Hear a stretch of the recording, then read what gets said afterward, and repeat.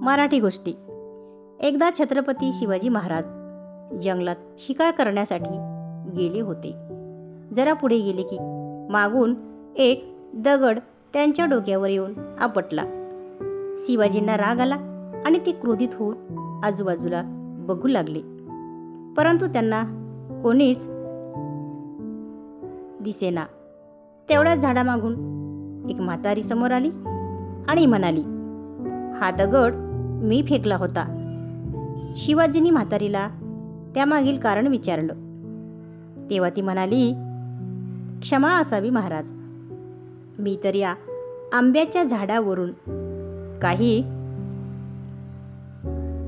आंबे तोडू पाहत होते, परंतु म्हातारपणी या झाडावर चढणे तर शक्य नाही, म्हणून दगड मारून फळं तोडत होते. पण त्यातून एक दगड चुकीने आपल्याला लागला.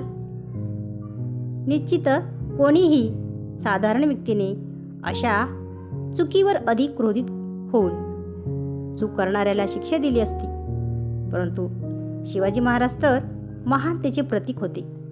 त्यांनी असे मुळीच केले नाही. त्यांनी विचार केला की एक साधारण झाड एवढं सहनशील आणि दयाळू असू शकतं की दगडाचा मार खाऊन देखील मारणाऱ्याला गोड फळ देतं.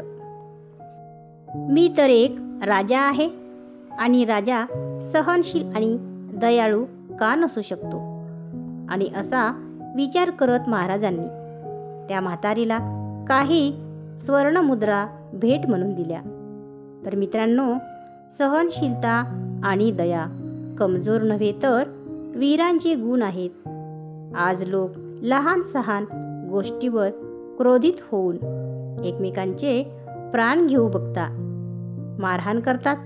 अशात शिवाजी महाराजांचा हा प्रसंग निश्चित आम्हाला सहिष्णू आणि दयाळू असावं याची जाणीव करून देतो. तात्पर्य: माणसाने नेहमी सहनशील आणि दयाळू असावे.